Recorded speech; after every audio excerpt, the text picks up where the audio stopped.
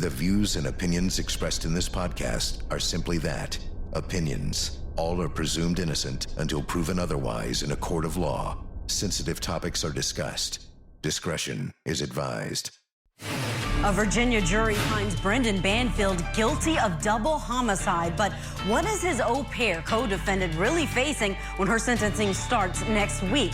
In Arizona, the desperate search for Today Show host Savannah Guthrie's 84-year-old mother. Why the sheriff is calling her home a crime scene. And in Texas, a judge indicted for having an attorney handcuffed and placed in the jury box. We'll get our panel's hot takes on that one. The court of law is done for the day, so let's call to order Court of Opinion.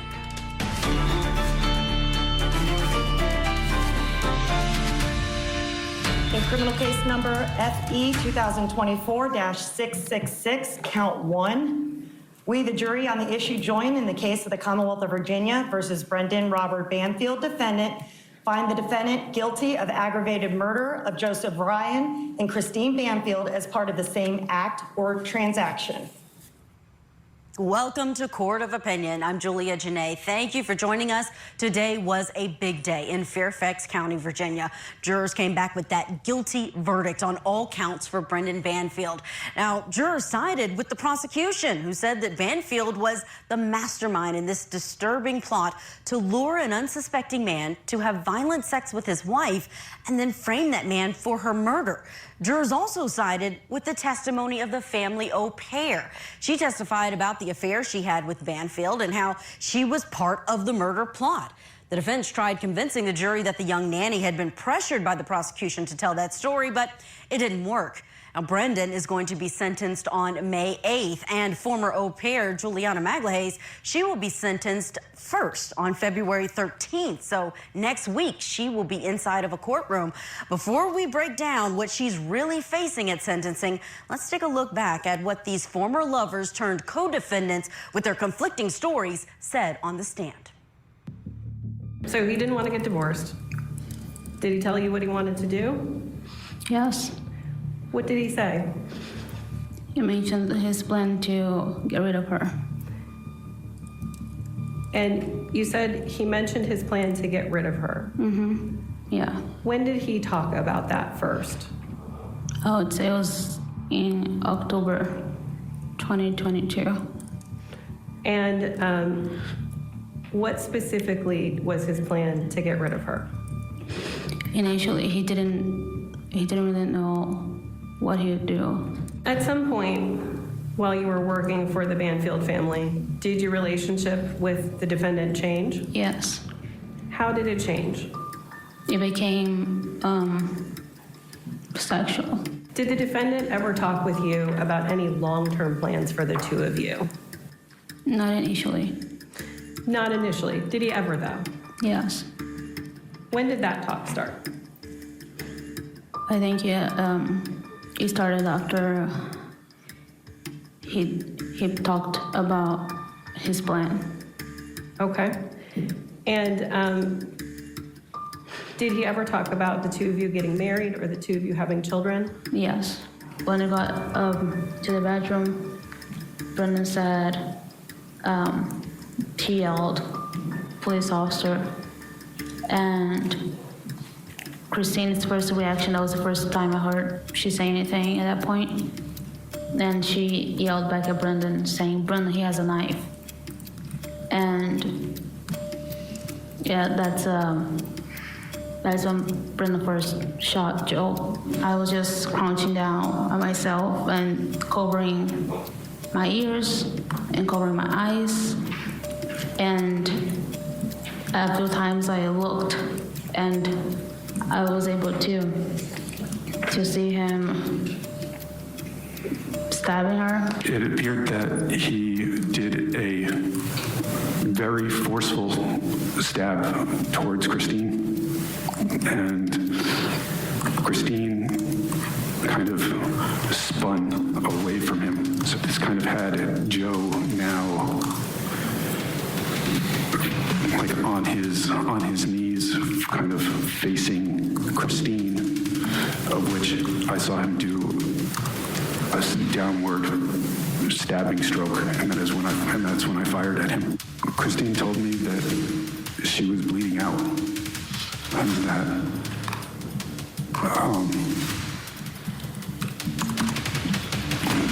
that she was sorry and that she loved me. You've had multiple affairs, correct? Yes.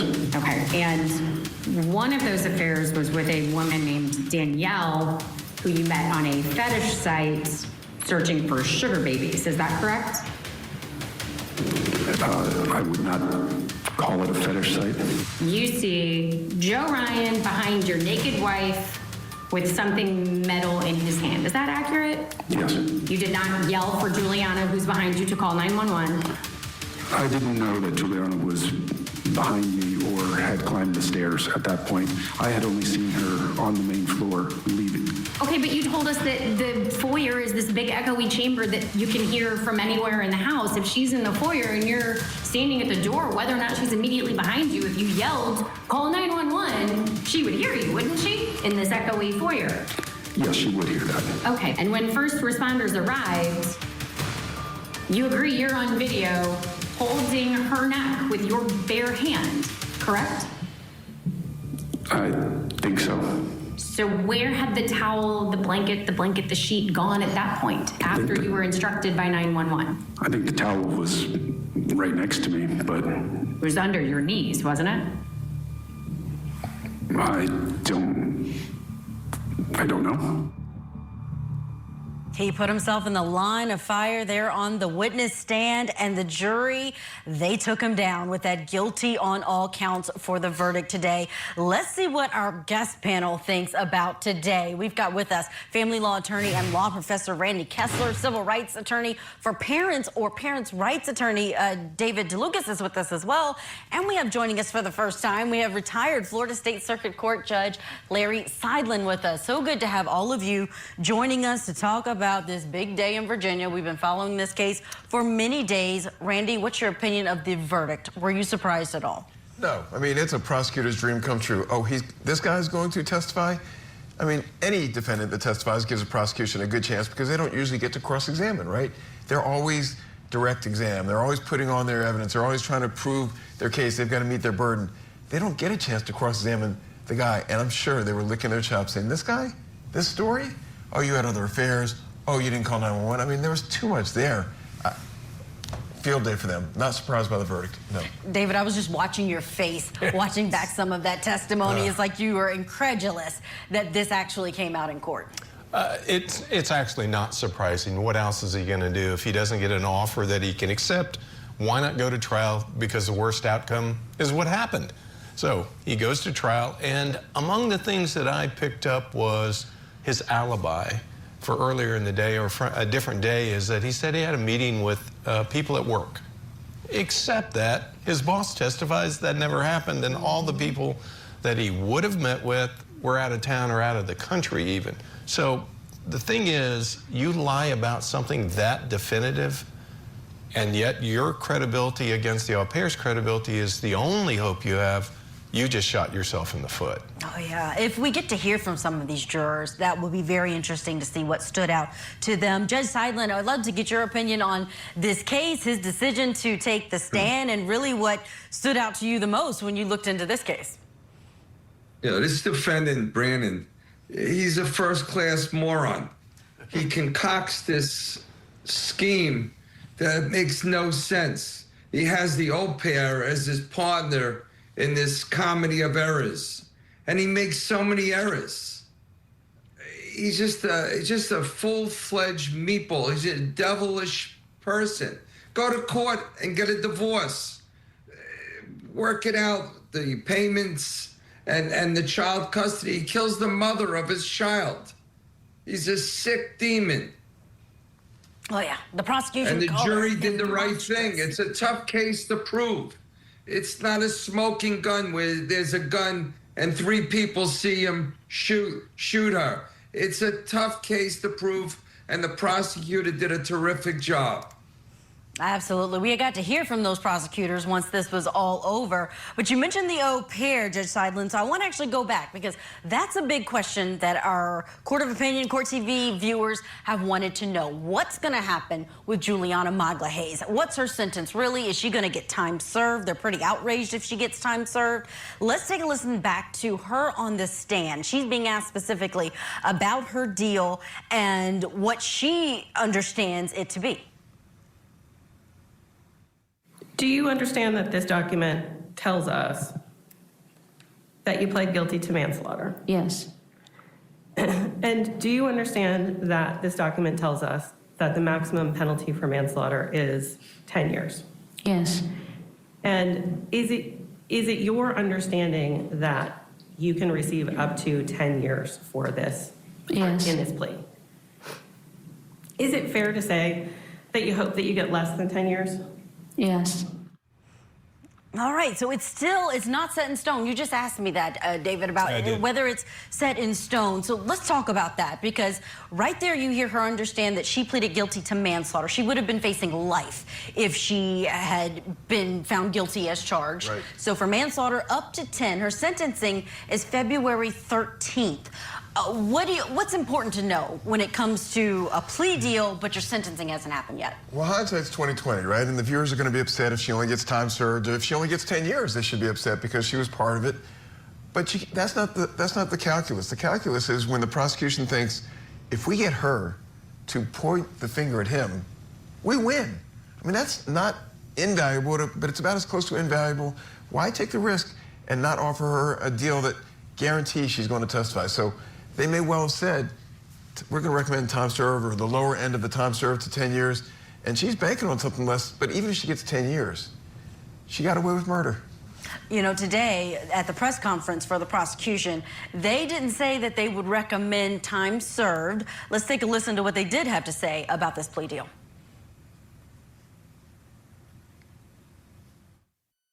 Do you understand that this document tells us? I think it's really, really important that, we don't characterize this as a quote-unquote sweetheart deal. This is the work of being a prosecutor. She still is taking accountability for homicides. When you take a look at what the relative culpability is, I think that where we have landed is appropriate. And quite frankly, Juliana, by testifying, answered a lot of questions, not only for us, but for the jury. Let's not forget how important her testimony may have been to some of those jurors. So her still facing up to 10 years in prison is very, very significant. So, David, the prosecution saying that's not a sweetheart deal. Don't call it that. I tell you what, It's an au pair deal. I want to put the prosecutor on the stand. Let me ask him a series of questions. What did you tell her you were going to recommend to the judge? She killed somebody. You acknowledged that, right? Why didn't you decide to try these cases separately and just pit them against one another? Put the person on the stand to testify against the other. They're going to take the fifth and not testify, but that will be damning. Then they'd have to decide each defendant in separate trial. I want the prosecutor to tell us, why didn't you try both cases and see where it lands? Because that would be the most just outcome. Then we let two juries decide. Judge Seidlin, love to get your opinion on the discretion that this judge will have. If it is indeed between time served and 10 years, where do you think this falls? It's going to fall where she gets maybe a little bit above time served, maybe another year or so. A trial is a contest. And as a former prosecutor, you want to win the contest. They couldn't prove this case without the au pair. That au pair sealed his fate. And so you got to give the au pair a deal. And she became a flipper. And I have clients sometimes that want to not go to jail or get much less jail, and they flip. And so this au pair made a wise decision in testifying against her former lover, and she's going to get very little time, very little additional time. Morally, is it right? Shouldn't she spend the rest of her life in jail for being such a central figure in the death of the mother and all of that? Yes, but you're trying to win. The prosecutor needed her badly to win, and gave her a hell of a deal. It will be a great deal for her. Hey, I just want to ask one more question. Did they try to get him to flip on her? Because as I understand it, she's the one that fired the fatal bullet into the unsuspecting man. So they should have tried cutting deals with both of them and figured out which one's going to take the deal. Tell you what, we'll give you life with possibility of parole, Mr. Banfield, but you got to flip on her. Well, I think they certainly wanted to take him down. He was the prime mastermind in their minds of all of this, and they arrested her first, hoping she would flip. Today, now I agree with what Judge Seidlin said about them not being able to make this case without the au pair, but today in that press conference, they said they were prepared to go forward and felt that they could have won a case without the au pair, without her testimony at all. What do you think, Randy? I think that's, of course, what you say. Oh, we would have won it with our hands, tied behind our back. This case, I mean, the facts were there. The guy did it. Of course, in hindsight, because they're going to be accused of giving her a sweetheart, an au pair, a lovely deal. And so to get away from that public image, they're going to say, listen, we didn't, bank everything on her. We didn't give her everything. We had the case ready to go. We could have won it without her. And maybe they would have won it without her. But do you take that kind of risk? I mean, I don't know why they're shying away from it. They should say, listen, we wanted to do everything we could to make sure that the guy who really did it, that he goes away. And she's not getting off scot-free. And even if she only goes to jail for a few years, still the rest of her life, she is a felon, a murderer. And that's where we have to leave it. February 13th, that is next week, that Juliana Magalhaes will be back inside of that Fairfax County courtroom for her own sentencing. Coming up, we're turning our attention to New Jersey in the Mansion murders trial for Paul Canero. More evidence coming out in this tragic family murders case, and it's focused on the two child victims today. We'll talk about what it reveals about the crime next.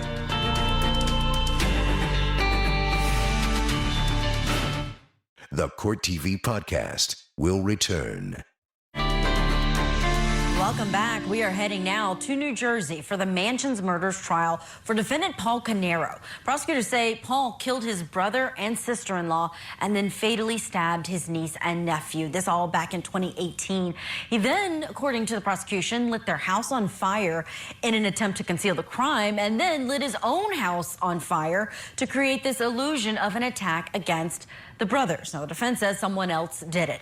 And jurors took in hours of evidence today, especially evidence related to the child victims in this case, the defendant's niece and nephew. That took center stage. So we're taking a closer look, and here's what our team chose as some of the most impactful evidence that this jury saw, starting with the bloody jeans that belonged to Paul that had DNA from his niece and nephew, Sophia and Jesse Canero, on them. Now, a DNA analyst testified that Sophia and Jesse's DNA were found on multiple stains on these jeans.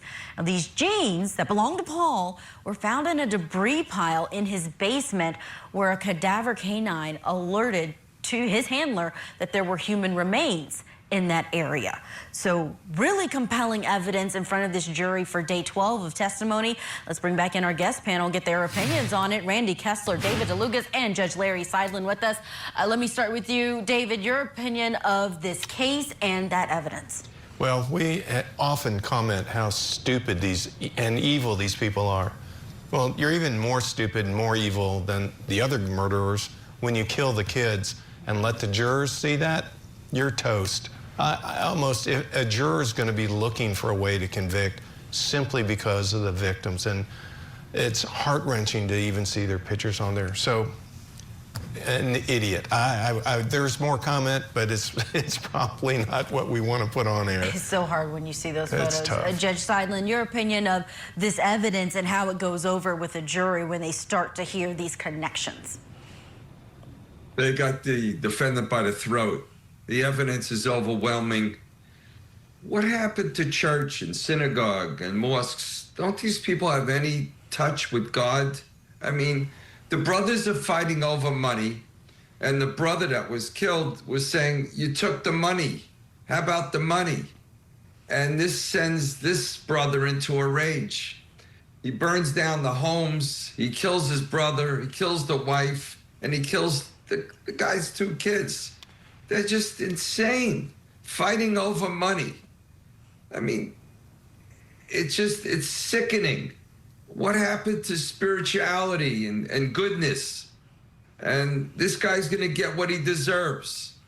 He's going to go away for a very long time. The evidence is so overwhelming. There's showing you so many mistakes this moron made. Another nut job that we have in our community. It's nice that there's a judge that's been on the bench as long as this judge has been on the bench, and he's still looking for the good in people. You know, after all he's seen and all the bad stuff he's seen, we watched. But, you know, the judge said they got him by the throat. I'd use another body part. They got him even stronger than by the throat. You know, jeans and stupid. Stupid not just for killing kids, but for leaving bloody jeans where canines could find them. I mean, you haven't watched enough TV shows to say you burn the clothes, you get rid of the evidence, you dump it. Leaving jeans with the DNA of the victims on it, and then you got to explain it away. Triple dumb.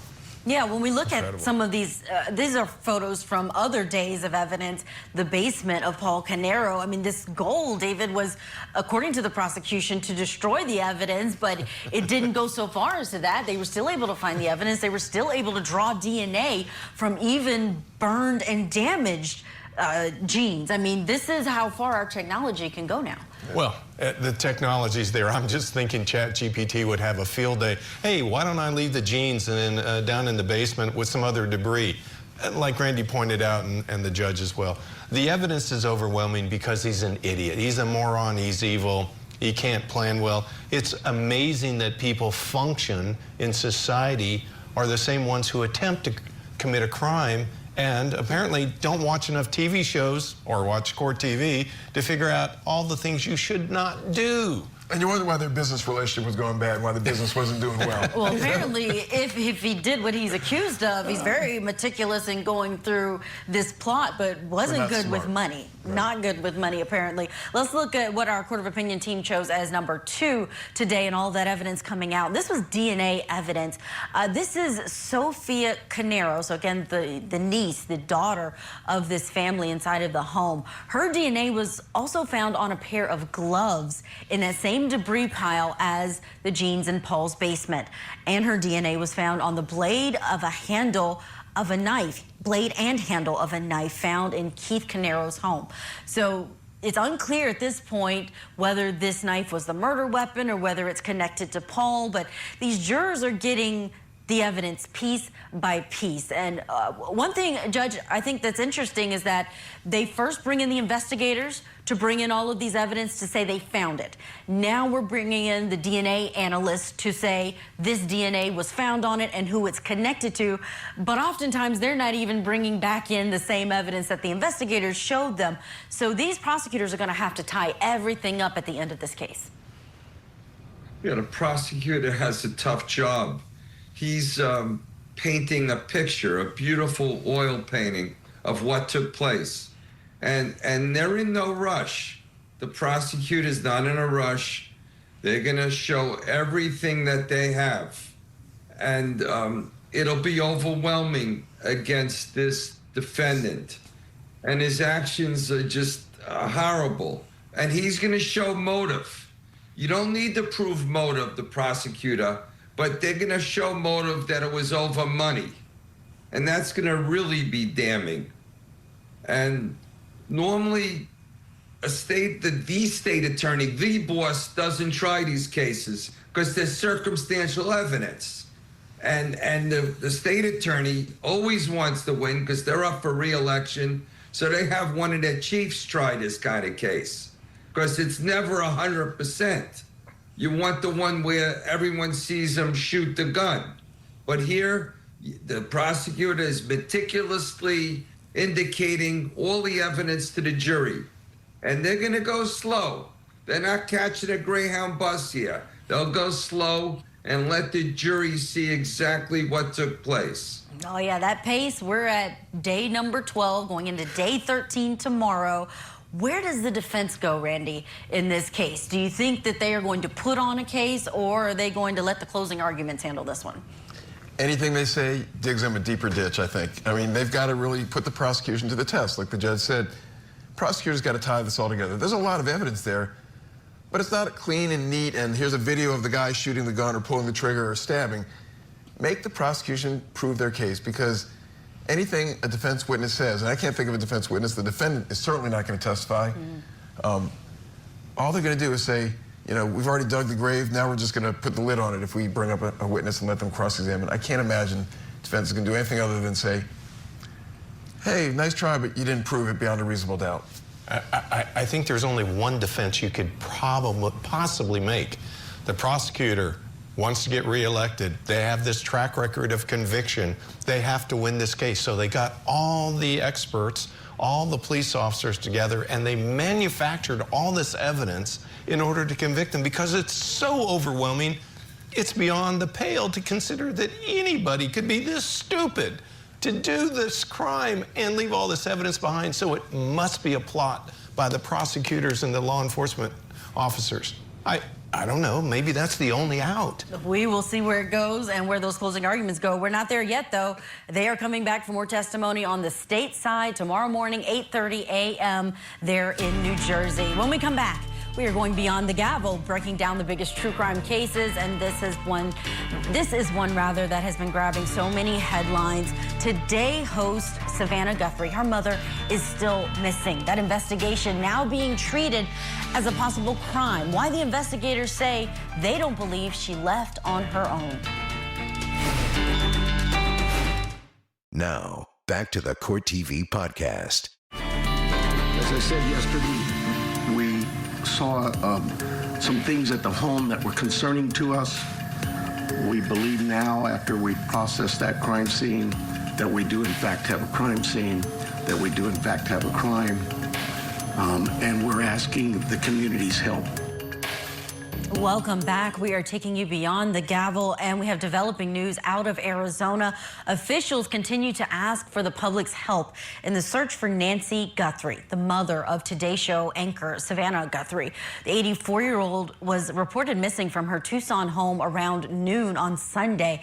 And at first, deputies launched this large search, but now investigators say this is no longer just a search and rescue mission. You heard the sheriff there in Pima County talking about the details. Now, during the press conference that was given by that sheriff, we were told that evidence at the home points to a possible crime. Authorities noted that she needs daily medication that could be life-threatening if missed, making them even more certain that she didn't leave on her own accord.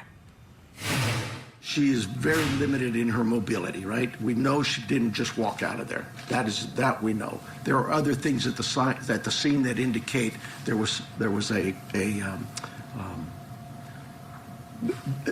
she did not leave on her own. Now, her family says she is of sound mind, that she is not someone they're worried about cognitively. This is not dementia related. They don't think she just wandered off. And they released this statement saying, on behalf of our family, I want to thank everyone for the thoughts and prayers and messages of support. Right now, our focus remains on the safe return of our dear mom. We thank law enforcement for their hard work on this case and encourage anyone with information to contact the Pima County Sheriff's Office Department. Their number, 520-351-4900. We also are showing that on our screen, or will during this segment. Let's bring back in our power panel. We have Randy Kessler, David DeLugas, and Judge Larry Seidlin. Judge, I'm going to start out there with you. The sheriff being very candid, more candid than we sometimes see at this stage of an investigation. What are you hearing that's most concerning as these details trickle in? Well, as a former guest on the Today Show, Savannah was always respectful and kind to me. And so my love goes out to her and her family. The sheriff's playing poker. The sheriff's holding a few cards and wants to smoke out this suspect. And there's more to it that meets the eye. There's a trail, and the sheriff sees some smoke there at the home of the mother, sees it and wants to get this suspect. And they're going to have unlimited resources in this case. Savannah's really world famous. They're going to pour in so much resource. They're going to get this woman or man that may have harmed the mother. They're going to find this person. You can bet your last dollar on it. Randy, the sheriff mentioning that this is a crime scene because of the things we saw that were concerning inside of the home. He didn't go so far as to say we saw blood or we saw anything in particular, even forced entry, but said there was enough to say this is a crime scene and someone caused her to leave. She didn't leave by herself. What's your opinion on where we are? It's interesting that he didn't reveal. Was it forced entry? Was it that they saw skid marks because they were dragging her out? What's interesting to me is that what's the goal? What's the motivation? Is there not, there's no ransom note, there's no call. And when you have a victim like this, I mean, this kidnapping could turn to murder very fast, right? She's got some medical issues, some medical needs, some medicines that she needs. And whoever's out there, if you're doing this, you know, kidnapping, okay, you know, you cut a deal. She dies because you took her, that's felony murder, it's murder. That's it. I mean, find a way to solve this, end it now. David, these details, they just shock the conscience because you're thinking of an elderly woman, 84 years old. She lived alone, didn't have anyone living there in the home with her, but no doubt felt safe in her community. And now the sheriff is saying, if you see her, you see someone with her, take a picture, send it to us. And it makes sense. It took me a minute to understand why isn't the sheriff revealing more information? Because we all want to know. And it's likely because the tip line is going to light up with false reports. People who have a little bit of information, who want the 15 seconds of fame, who say they saw something or know something, or the person who confesses to have done it, but they clearly didn't. They're just getting the information from the sheriff's office. So not revealing the information has its purpose. So thankfully, I believe the sheriff's office will do what they can do. And now it's a matter of finding where did this criminal misstep, where did this moron make the mistake that is going to lead to the recovery of the woman, hopefully in good health. And having had an elder parent, both parents, you know, my heart goes out to everybody. And I think we all react the same way. It's just wrong. It's bad enough when you do it to kids. Well, heck, it's wrong when you do it to anybody. But certainly the more vulnerable among us, our elderly, our children, and so many warm thoughts here at Court TV because Savannah Guthrie, a Court TV alum, used to be a legal correspondent here back in the early 2000s. So our hearts definitely go out to her family. I want to listen to something that the sheriff said today about all of the technology that they can use, but also a plea about what they need more of.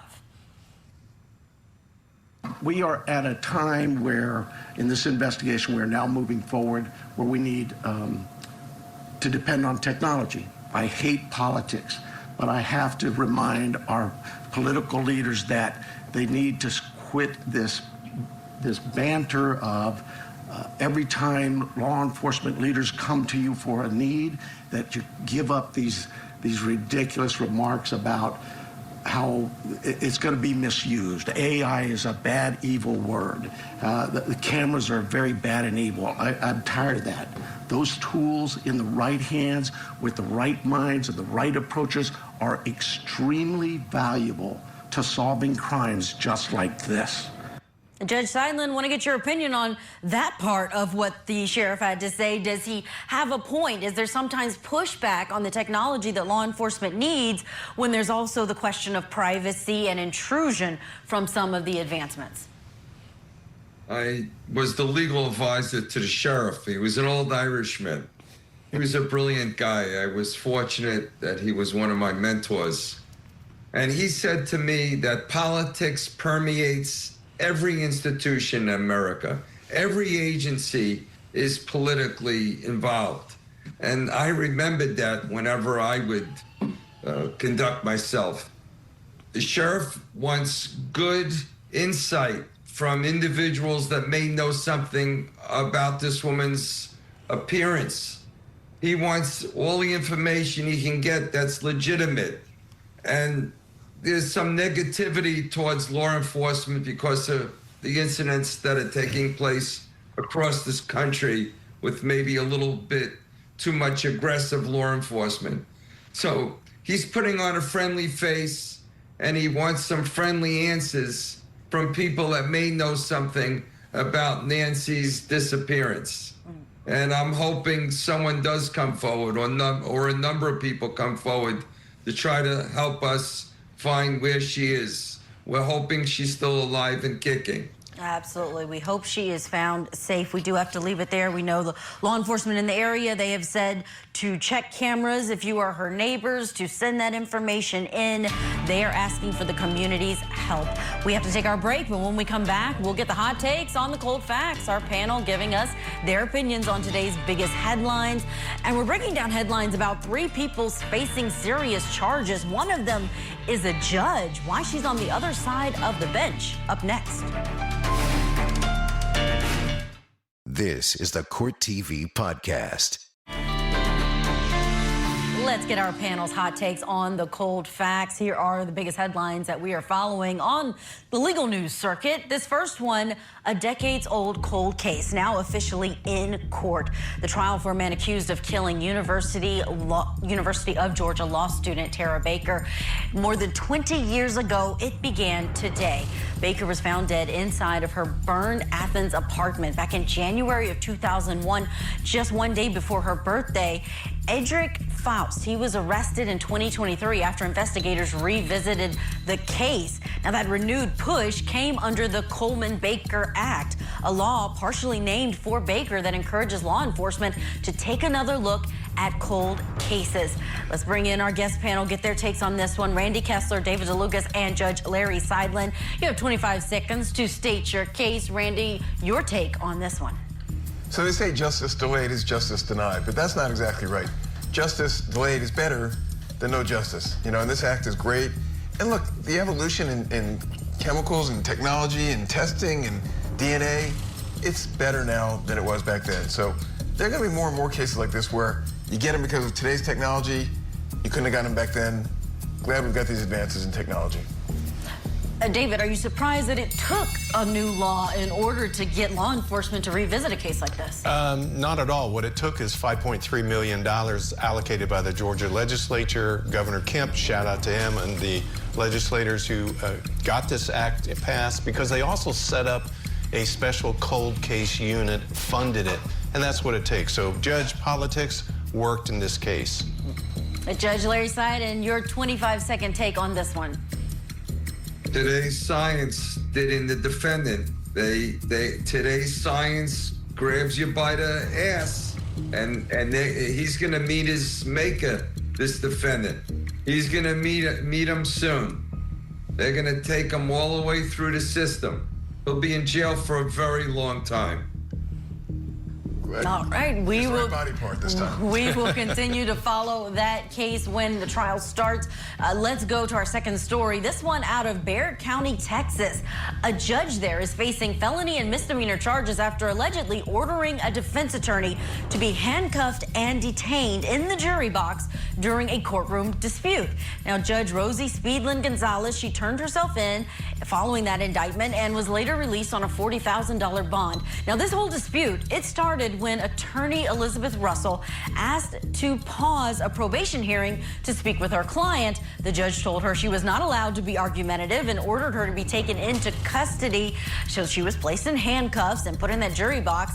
This isn't the judge's first legal run-in. She was once fined for bringing a loaded rainbow-painted gun through the San Antonio International Airport. Let's get our takes from our panel. David, have you ever been held in contempt of court? Close. I had a judge tell me if I lifted either hand off the table when I was talking, he would hold me in contempt and arrest me. What distinguishes this to me is the judge has powers of criminal contempt, and somebody can be taken into custody.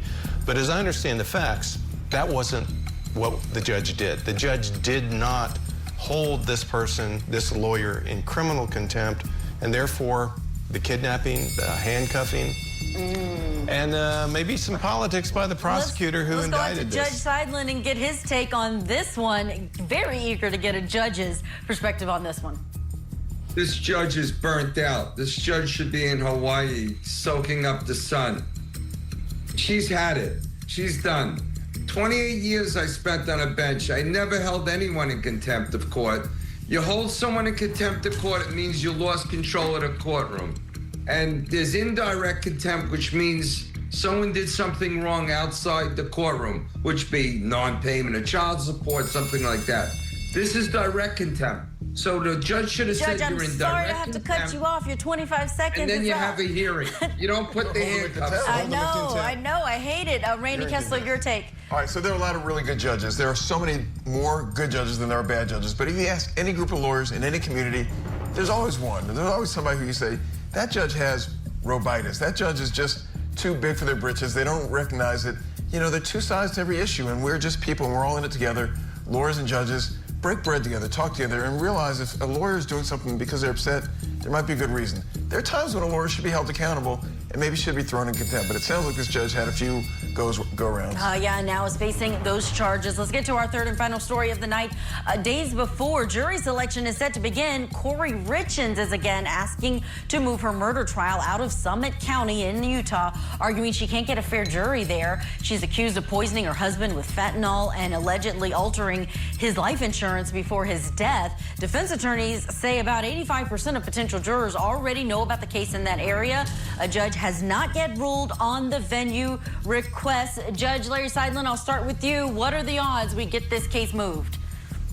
It's not moving. It's cost too much money to move a case to another area, and it's uncomfortable for everyone to have to travel like that. This case will remain where it is. And any case sometimes has so much fame that everyone's going to hear about it. So you turn to the jury and say, can you disregard what you read and watched on TV about the case? And they say yes. Perfect timing. Let's move to Randy Kessler. What's your take on whether we see this case get delayed? Well, I hate disagreeing with the judge. Don't hold me in contempt. But I think the judge might take the side of safety, which is, why give them a possible appeal, right? We had the hot car death here where they moved it to another county. You can move it across the state. Maybe you take that issue out of the appellate courts, or maybe the judge wants to handle the case. It's going to be up to the judge, but I would not be shocked if it did get moved.